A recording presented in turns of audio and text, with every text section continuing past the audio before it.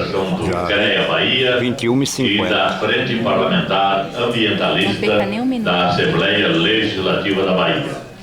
Aproveite uma carona. Na última mesa redonda do seminário, Tá todo... o tema será Travado. Proposições para o avanço da proteção dos serviços ecossistêmicos. Para atuar como mediadora desta mesa redonda, nós convidamos a assessora de responsabilidade socioambiental do CREA Bahia, Gabriela de Toledo, que também é a coordenadora do seminário. Convidamos também os expositores do tema: Dr. Augusto César Carvalho de Matos, promotor ambiental da Bahia. A senhora Ana Cláudia Costa de Stefani, membro do Instituto de Permacultura da Bahia. E o coordenador do Semeando Águas do Paraguaçu, Rogério Mucugê. Para conduzir os trabalhos, com a palavra, Gabriela de Toledo. Boa tarde. Boa tarde. Então, estamos iniciando a última mesa do Semear a Água, esse seminário que tem o seu desejo de acontecer a partir da experiência de ir conhecer o projeto Cultivando Águas, Cultivando Água Boa, em Itaipu, que ontem a gente teve o prazer de conhecer Nelton, apresentando aqui a experiência dele. A partir disso, a equipe do CREA, que esteve lá, ficou sensibilizada com tudo que viu e percebeu como esse tema dos serviços ecossistêmicos e dos serviços ambientais, que a gente já entendeu aqui hoje, que os serviços ecossistêmicos têm a ver com a natureza na sua plenitude natural, desempenhando suas funções ecológicas, e os serviços ambientais, que é o homem interagindo com essa ecologia e fazendo com que ela possa funcionar da melhor maneira possível, juntamente com as nossas atividades de subsistência, de produção, né, que são legítimas, mas que perdem a força quando simplesmente ignoram a inteligência da natureza. Bom, então, vendo a importância disso para um futuro, para uma futura sociedade que tem que surgir agora no presente, foi demandado esse desafio de construir esse seminário.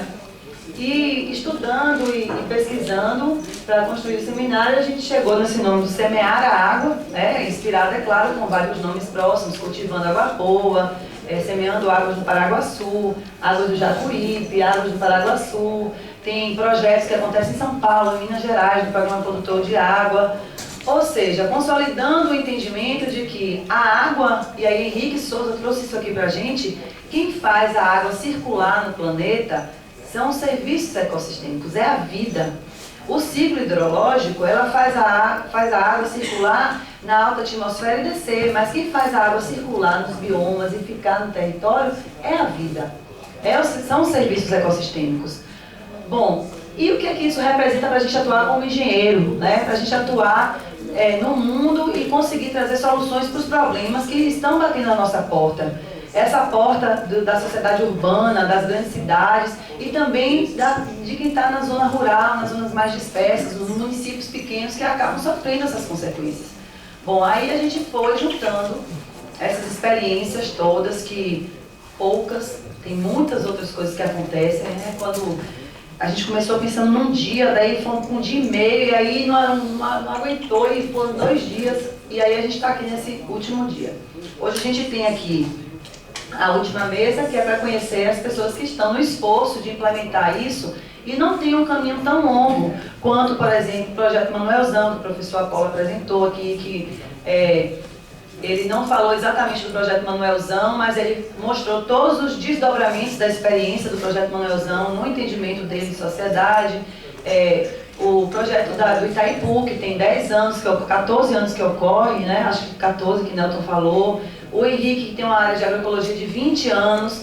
E agora a gente está aqui com Augusto, Ana Cláudia e Rogério, que estão aí também há algum tempo trabalhando, mas que estão em projetos que estão no processo de implementação e que podem trazer para a gente esses desafios que iniciar nesse desejo de fazer com que a ecologia ela retorne para o ambiente, trazendo áreas de inclusão, né, permanente, como diria Ernest Goethe, que é um pensador da agroecologia muito potente. Eu acho que ele é um pensador muito importante para esse século XXI.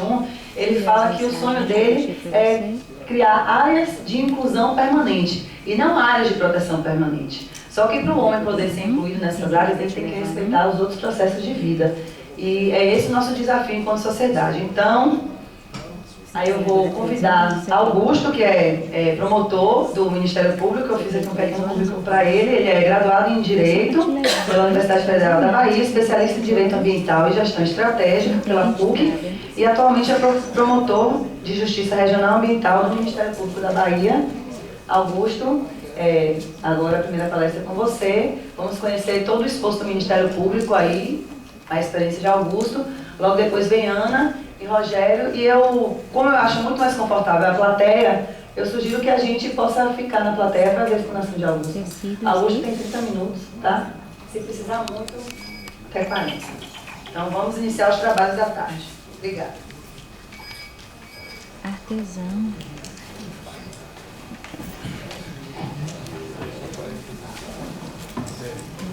Tecido de... produção que trabalha com tecido. Então, boa tarde a todos. Eu queria inicialmente agradecer aqui ao CREA, né, na pessoa de Gabriela de Toledo, primeiro pelo convite, depois pela sensibilidade, né, e o reconhecimento da parceria de sempre do CREA em todos os projetos de sustentabilidade, de busca pela recuperação ambiental desenvolvidos pelo Ministério Público, né, seja de restauração propriamente dita em área de campo, seja através das fiscalizações preventivas integradas, em que o CREA é sempre parceiro fiel e parceiro de primeira hora do Ministério Público. Mas vamos lá. Bom, meu nome é Augusto César, né? Gabriela já fez minha apresentação aqui. Eu sou promotor de justiça há 15 anos. Dentre esses 15 anos, eu trabalho na área de meio ambiente como promotor de justiça ambiental há 10 anos.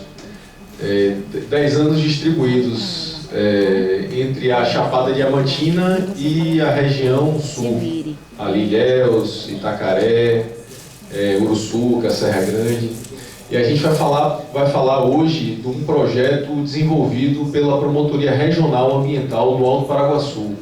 O Ministério Público, ele desde o ano de 2010, até a gente vai tentar explanar um pouco para vocês, fazer só essa pequena explicação prévia de como é feita a atuação do Ministério Público. Desde o ano de 2010, o Ministério Público trabalha especificamente em área de meio ambiente ao longo do estado da Bahia, através de 20 promotorias regionais ambientais.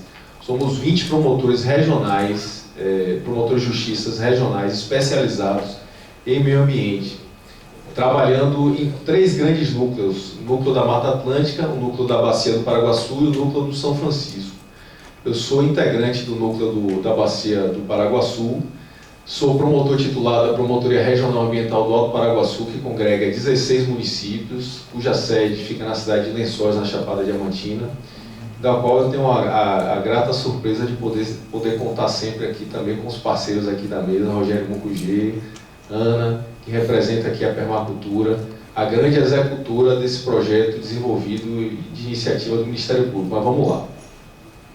Bom, eu vou tentar pincelar um pouco para vocês entenderem de que forma é feita essa proteção legal, como é que a gente inicia e como é que existe, como é que essa realidade de proteção ambiental na área, no campo, na restauração, ela é previamente precedida de todo esse arcabouço aqui de governança, de atuação do Ministério Público, de aplicação da lei. Bom, então a gente vai falar sobre a instrumentalização da proteção ambiental, né?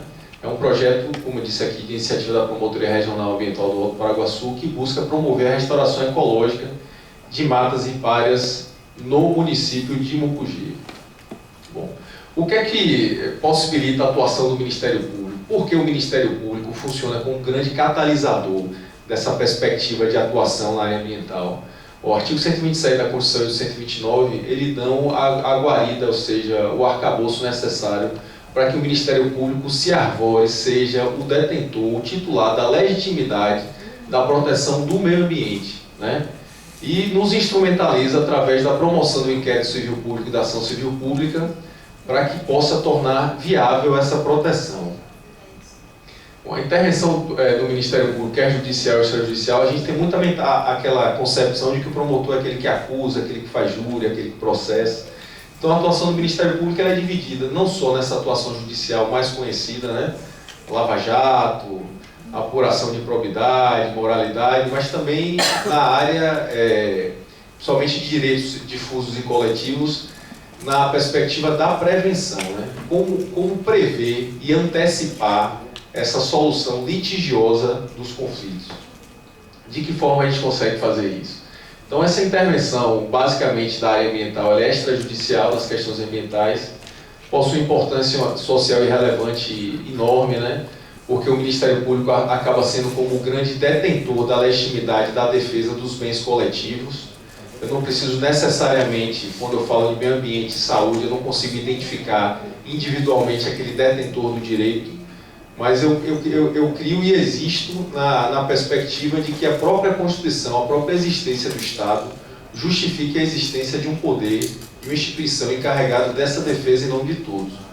Então esse é o exercício do promotor de justiça e é nessa perspectiva legal que o Ministério Público da área ambiental atua. Mais especificamente, estamos falando aqui de projetos de restauração, de recuperação na área da Bacia do Paraguaçu. A Bacia do Paraguaçu, como todos sabem, é uma bacia genuinamente baiana, ela nasce e termina no estado da Bahia. Como eu disse para vocês aqui, o Ministério Público atua também na frente da Bacia do São Francisco, mas a Bacia do São Francisco ela ultrapassa os limites territoriais da Bahia. Então esse é um projeto e uma atuação genuinamente baiana. Mas só no ano de 98 é que o Ministério Público conseguiu entender um pouco a lógica sistêmica, né, de proteção do meio ambiente e criou o Fórum Permanente de Defesa do Rio Paraguaçu, que era a congregação de promotores locais, aquele conceito de promotor vinculado à comarca, ao juízo, né, à existência de juiz, delegado, com atribuições as mais variadas possíveis, na defesa desse rio que congrega e que banha 83 municípios. Bom, voltando a esse olhar mais técnico da própria funcionamento da instituição em 98, ainda no ano de 2004, foi estabelecido como uma prioridade institucional na área de meio ambiente a elaboração de um planejamento estratégico que envolvesse os grandes problemas, pelo menos os vetores principais de degradação da Bacia do Paraguaçu, né? Nasce em Barra da Estiva e termina aqui no Recôncavo. E é criado no ano de 2004 um núcleo de defesa do Rio Paraguaçu, uma estrutura mais elaborada, mais profissional, com técnico, com suporte administrativo, para que pudesse subsidiar as ações do Ministério Público na defesa da bacia. Coincidentemente, no ano de 2004, da fundação e da inclusão do planejamento, na verdade, a obra de alguns colegas, dentre eles eu me incluo, da significação da importância da proteção do rio, eu exerci o papel de coordenador durante 2005 e 2006. E nesse processo da busca pela especialização, né, da atuação de forma mais profissional, uniforme, até porque a gente encontra uma grande dificuldade, né? Às vezes o promotor atua em Andaraí de uma forma e o promotor de Lençóis atua em outra. Mas o rio é o mesmo, o ecossistema é o mesmo. E às vezes o degradador é o mesmo, mas alguns degradadores diferentes acabam tendo respostas diferentes. Então essa busca pela uniformidade, até para trazer segurança jurídica para o próprio degradador, que acaba sendo, nessa ótica do Ministério Público, também um parceiro na busca pela solução. Vocês vão entender essa lógica aqui. Então, em 2010, eu também participei ativamente desse processo aqui. Foi criado por lei nessa casa aqui, na Assembleia Legislativa, uma alteração na nossa lei de organização, a lei complementar do Ministério Público. Foram criadas as 20 promotorias regionais ambientais. Então, percebam que é um processo longo aí de solidificação dessa atuação. Então, basicamente, qual é a matriz que o Ministério Público trabalha? Daqui a pouco eu vou falar do projeto, só para vocês entenderem a lógica que foi criada aqui, para que a gente pudesse ter uma estrutura e uma concretude de recuperação mais efetiva. Então, vamos lá. A gente parte dessa matriz aqui, sobre o reconhecimento do dano ambiental e a resolutividade do mesmo. Bom, as agressões ao meio ambiente são em regra de difícil ou impossível reparação. A gente convive quase que diuturnamente com esse passivo ambiental, né? Talvez menos sentido na área urbana do que para nós que vivemos no interior do estado. Então, assim, constatado efetivamente dano, sua reparação é incerta e, quando possível, muito custosa. Ou seja, a reversão de danos hoje é algo, além de ser muito difícil, pela própria inexistência de tecnologia. E aqui vocês vão entender um pouco essa lógica quando a permacultura puder expor de forma mais técnica o projeto. Não existem conhecimentos apropriados, principalmente na área da Chapada Diamantina, né? Porque nem é Mata Atlântica, nem é Caatinga, nem é Cerrado, nem é Campo Rupestre. Então fica esse emaranhado de situações indefinidas que dificultam inclusive a recuperação. Às vezes você tem uma propriedade rural que é classificada como metade Caatinga. Olha, doutor, tá metade Caatinga, tem Mata Atlântica aqui é Campo Rupestre. Recupera como? A técnica é essa, mas para que não serve e para esse bioma aqui a gente não consegue efetividade.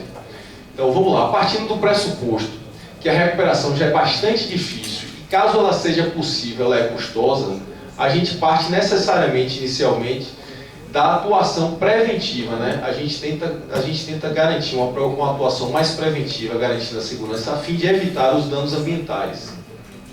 O que já é consagrado aqui no jargão mais técnico, pelo princípio da prevenção, né? Da prevenção e da precaução. Então, tudo isso é levado em consideração também na feitura, na realização desse grande acordo de governança pelo Ministério Público. Mas o objetivo maior é a preservação absoluta do meio ambiente. Mas essa dificuldade, ou seja, essa matriz aqui, ela é a ideal, né? A gente busca, inclusive, trabalhar de forma preventiva nesse sentido. Até o próprio Ministério Público tem um projeto do desenvolvimento dos sistemas municipais de meio ambiente. Se a gente não fortalecer o licenciamento e a fiscalização, a gente vai trabalhar de forma reativa, ou seja, atrás do dano o tempo inteiro. Então esse é outro assunto importante, mas que não vem à tona aqui agora. Então, na lógica da instrumentalização legal da governança, o MP funciona como catalisador dessa iniciativa e um amálgama das ações dos diferentes atores responsáveis, seja do degradador, seja do ente público municipal, seja do órgão técnico necessário até para referendar aquele plano de recuperação. E a gente acaba misturando tudo isso, né, na perspectiva consensuada e negociada da solução do conflito, pela aplicação da lei, observância dos princípios da precaução e da prevenção, e culmina com a realização de um termo de ajustamento de conduta, que é uma perspectiva de atuação preventiva e até de certa forma reativa quando é detectado o dano, para que a gente possa estancá-lo e possa solucioná-lo de maneira efetiva. Porque, inicialmente, o que é que eu comecei a falar aqui? Que a atuação do Ministério Público é mais conhecida como sendo uma atuação judicial, ou seja, fez errado, responde a ação, responde civilmente ou paga ou responde criminalmente. Essa perspectiva de atuação ambiental e essa busca por resolutividade, ela passa necessariamente por esse instrumento legal chamado TAC, que é esse termo de ajustamento de conduta, referendado inicialmente aí pelo arcabouço constitucional. E acaba resultando nesse amálgama de todos os atores envolvidos no processo de preservação ambiental, num resultado único e sistêmico. E aqui vão as inúmeras vantagens decorrentes da solução negociada do conflito, né? Aumenta e agrega a hipótese de adequação ambiental das atividades, aprendizado ambiental, a licença social, porque quando você realiza o TAC, ele é fruto de um inquérito civil de investigação.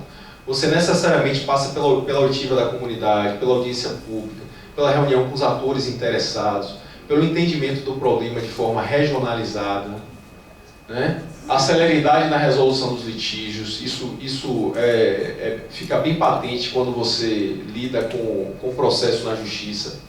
As diferentes esferas e instâncias de recurso, às vezes, levam a solução do litígio cerca de 20, 25 anos depois. Então, assim, quando você vê, talvez aquele resultado útil, efetivo, formal no papel, não represente nada na prática. Tá certo? Então, além dessa estrutura, dessa forma de trabalho do Ministério Público, a gente ainda se depara com algumas dificuldades já conhecidas de todos, né? que a deficiência é a falta de instrumentalização para as políticas públicas de conservação dos recursos naturais no Alto Paraguaçu e basicamente na Bacia do Paraguaçu. Olha, nós estamos no ano de 2017. Eu já participei de inúmeros eventos nessa casa aqui, inclusive patrocinados pela Frente Parlamentar Ambientalista, no sentido de tentar qualificar o discurso das reformas empreendidas na legislação ambiental, inclusive baianas. Que, não sei se tem ninguém aqui do INEMA, do INGAR, do antigo IMA. Uma grande reforma estrutural desse órgão ambiental de fiscalização, né, que é o braço longa-manos do Estado no exercício da política pública. Então, antes de 2011, existia o INGAR, que cuidava de política no que diz respeito ao uso e gestão da água. Existia o IMA, que era o órgão ambiental propriamente dito do Estado. A partir de 2011, houve uma fusão das duas instituições no INEMA, que é o grande órgão ambiental do Estado hoje. E assim, de 2011 para cá, que é um limite temporal que a gente pode até falar de forma mais apropriada, não houve quase nenhum incremento na política ambiental do Estado. A gente está falando da Bacia do Paraguaçu aqui, a gente está, no ano de 2017, a gente não tem um plano de bacia, né? A gente tem um comitê da Bacia do Paraguaçu que talvez seja legalmente no papel uma das instituições mais importantes que diz respeito à solução desse problema da escassez de água, a ocupação das áreas de bacia, a prioridade do uso dos recursos naturais, e a gente tem uma dificuldade enorme de garantir a participação popular. A gente não dispõe de recursos, estrutura para mobilizar toda a população envolvida, né, na formação desse conselho. Mais uma vez eu digo, no ano de 2017 a gente não tem um plano de bacia da bacia do Paraguaçu. A gente não pode cobrar por água, a gente não pode aperfeiçoar os outros instrumentos legais de controle, além da cobrança, pelo uso da água. E a gente se depara não só com esse cenário catastrófico, mas com inúmeras outras ações que também dificultam sobremaneira a atuação do Ministério Público nessa preservação do que é coletivo, né? São os recursos naturais, que é a água, que é a cobertura vegetal. Mais recentemente, a gente pode fazer uma lista aqui de inúmeras dificuldades que a gente enfrenta na consecução do que foi posto na Constituição como dever do Ministério Público. Mais recentemente, somando-se essa falta de estrutura e de política de gestão de águas, nós nos deparamos aqui com a isenção do licenciamento para atividade agro-silvopastoril. Ora, vejam bem, se já é difícil recuperar, né, pela essa lógica da matriz original posta aqui, se nós não temos a capacidade estrutural de fiscalizar e de licenciar, quando eu abro mão do Instituto do Licenciamento, eu abro mão da própria segurança jurídica, não só do empreendedor, como do próprio recurso natural. Então aqui é outro problema que a gente enfrenta inclusive, mais detidamente, inclusive no nosso projeto de recuperação na área da Chapada. O decreto de isenção do licenciamento de toda a atividade agro-silvopastoril no estado da Bahia. E aqui foi outra frente de trabalho do Ministério Público, das 20 promotorias regionais, e hoje a gente conseguiu reverter judicialmente, por meio de liminar, para que o Estado pudesse voltar a licenciar, pudesse voltar a entender o que acontece no seu espaço territorial. Assim, na região do Alto da Chapada Diamantina, do Alto Paraguaçu, hoje já se vivem 2 graves conflitos pelo uso da água. Na região do agronegócio de Mucugê e Bicoara, e na microbacia que atende os municípios de Utinga, Wagner e Bonito, né? E aí a gente se depara com a seguinte realidade, não só o sucateamento dessa política de fiscalização, quando a gente procurou investigar essa falta de água e o porquê, a responsabilização, a gente se depara numa microbacia com somente 8 outorgas concedidas. 8 outorgas. Só no inquérito civil eu ouvi 40 produtores rurais, todos irrigantes. Ou seja, 40 menos outro, eu tenho no mínimo 32 irrigantes sem hortólogos, supostamente não legalizados. E o que a gente vem percebendo, até com a expertise desenvolvida na área, é que o que não deve ser feito é a criminalização da atividade. Não existe nada mais nobre do que o manejo da terra, né? E a gente ali está na ponta, a gente consegue perceber isso. E a gente às vezes não consegue ter outro viés que não esse no enfrentamento da situação. Então assim, tem todo esse quadro de adversidade vivido na atuação e na busca da recuperação. Porque eu digo para os senhores, o nosso projeto aqui, junto com a permacultura, é de restauração de 30 hectares. Mas eu tenho alguns empreendimentos de cerca de 2.000 hectares se instalando com supressão vegetal, sem licenciamento, num percentual 10 vezes maior do que essa tentativa de recuperação. Então, talvez isso aí leve até um desânimo, né, da palestra aqui, para entender que a lógica realmente é bastante adversa. Já é naturalmente adversa pela falta de conhecimento, pela dificuldade de experiências exitosas na região, e a gente ainda se depara com essa realidade aqui. Mas vamos lá, feito esse pequeno parêntese, a gente se coloca aqui na perspectiva do estabelecimento da governança territorial na busca dessa solução, né, do enfrentamento do problema, que é a experiência do projeto Águas do Paraguaçu.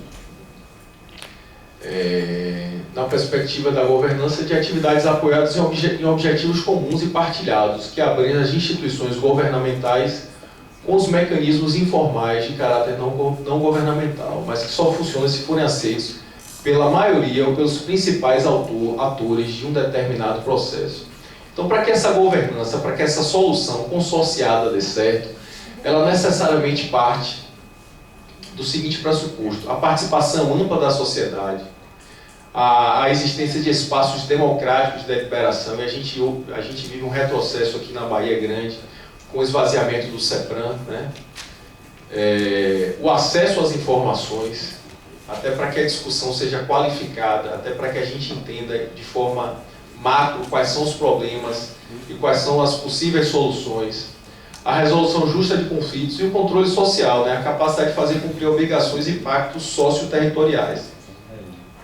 Quando a gente adota uma perspectiva de solução de problema de cima para baixo, isso não funciona. Talvez isso funcione de forma mais específica na repressão criminal, mas quando você trata de direitos difusos e coletivos, problemas no que diz respeito ao sistema de saúde, à proteção do meio ambiente, se isso não for feito de maneira consorciada, se todos os atores envolvidos não estiverem presentes na solução, não é uma retórica acadêmica, na prática não funciona. Meus parceiros da região aqui vão demonstrar isso de forma mais clara. Mas já é nítido para o Ministério Público que se essa solução não passar necessariamente pela lógica conversada, negociada, ajustada e legitimada pelo território, ela não funciona. Então vamos lá. Qual é o modus operandi na solução do problema através do projeto Águas do Paraguaçu? Inicialmente foi instaurado um grande inquérito civil público para apurar os danos ambientais na fazenda Ibicoara, que é essa pequena localidade localizada estrategicamente no sopé ali de uma grande formação rochosa do Parque Nacional da Chapada Diamantina, e ainda um remanescente considerável de Mata Atlântica. Hoje temos cerca de 6.000 hectares de Mata Atlântica ainda em pé na Chapada Diamantina, e essa área do projeto é o coração dessa Mata Atlântica. Então foi aberto um grande inquérito civil público para inclusive apurar o estado de preservação dessa área de cobertura vegetal, quem eram os responsáveis, quais eram os vetores de degradação. Bom, apurado esse dano, esse passivo ambiental, buscou-se a responsabilização dos reais responsáveis por essa degradação. E aqui vai longe da criminalização da conduta deles. E foram destacados pequenos e médios produtores rurais que estão fazendo parte desse grande arranjo consensuado, que é o TAC, na solução do problema. De que forma? A Promotoria Regional Ambiental, em uma região distante de Mucugê, mas dentro da área de atuação da Promotoria Ambiental do Paraguaçu, ela conseguiu realizar um grande TAC, em termos de ajustamento de conduta, com uma atividade mineradora. E essa atividade mineradora licenciada, legalmente licenciada, ela apresentava um passivo de área impossível de ser restaurado. Então foi feito um acordo, em termos de ajustamento de conduta, com o degradador, no sentido de que ele pudesse compensar em natura, não só na sua propriedade, mas em um bioma equivalente, as áreas perdidas pela atividade econômica. E essa área foi escolhida. Então, primeiro foi inicialmente detectado através de inquérito civil público o dano, foi captada a possibilidade da compensação ambiental também através da aferição de outro dano em outro inquérito civil público em outro município por uma atividade diferente dessa aqui.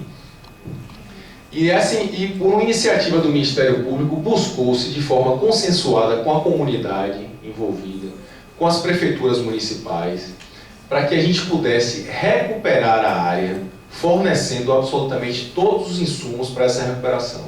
Não só os insumos, mas como também toda a logística para o seu monitoramento. Então, feito essas duas grandes linhas de trabalho, buscou-se reverter processos de degradação ambiental em áreas prioritárias para a conservação da Mata Atlântica, como eu falei aqui, na região do Córrego do Biquara, zona rural de Mucugê, realizando ao final a ação de restauração ecológica em 30 hectares. Né?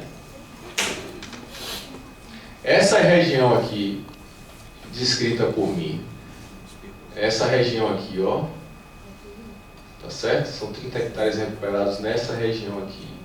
Essa outra região aqui também, que é a região do agronegócio Mucugê-Biquara, também é fruto de outros inquéritos civis públicos que ainda não estão num estágio amadurecido ainda de reconhecimento do que é passivo e do que não é, para a busca da mesma solução. E aí o projeto consiste, em linhas gerais, em duas etapas. A realização de atividades específicas voltadas para a mobilização social. Todos esses parceiros aqui, eles também são investigados em inquéritos civis públicos específicos para a regularização ambiental de todos os seus imóveis. E eles são chamados a participar e são convencidos, né, através dessa mobilização social, de que o seu passivo deve ser restaurado e que essa busca pela regularização do seu passivo não lhes custará nada. Somente, exclusivamente, o entendimento do problema e sua participação no monitoramento e na perspectiva do seu replantio. Então, a identificação do público, beneficiário, e todos firmam um termo de compromisso com o Ministério Público de que estão predispostos a restaurar as suas áreas de forma gratuita, sem qualquer ônus, bancados por outra compensação ambiental de outro grande degradador da área.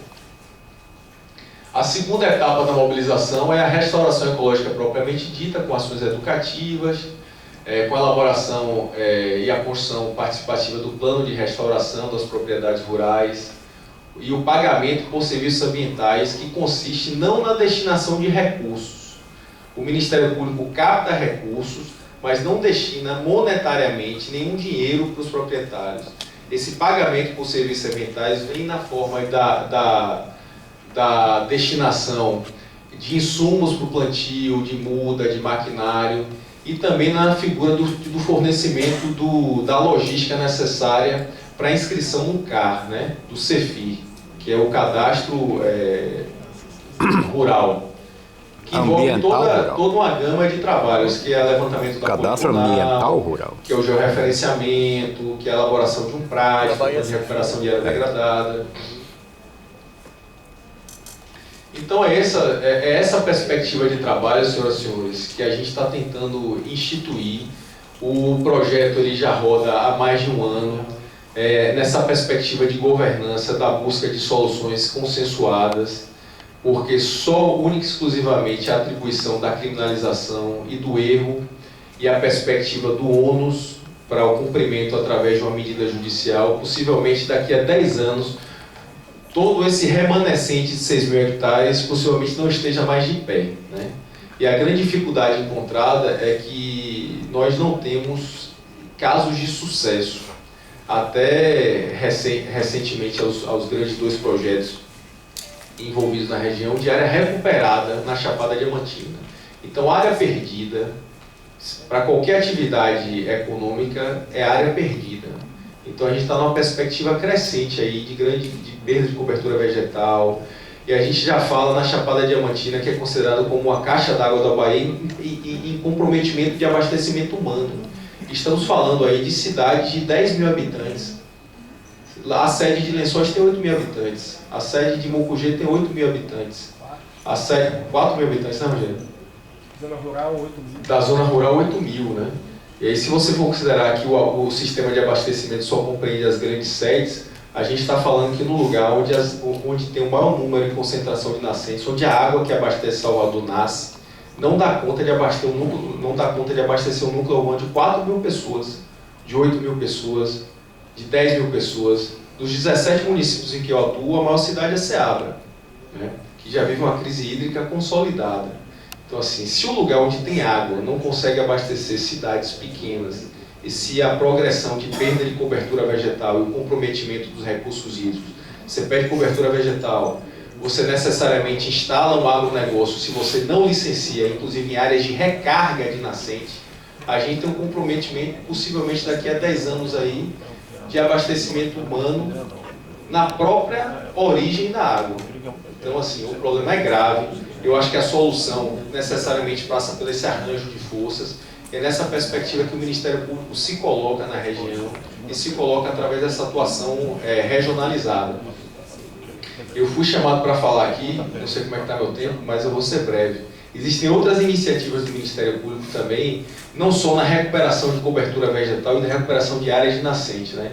Tem um grande projeto de fiscalização do Ministério Público em parceria com o CREA, como foi falado aqui, que é a FPI, que é a Fiscalização Preventiva Integrada, que envolve diversos órgãos do Estado e do Governo Federal, na busca pela solução e pelo diagnóstico e pelo monitoramento de todos os problemas que envolvam os recursos naturais.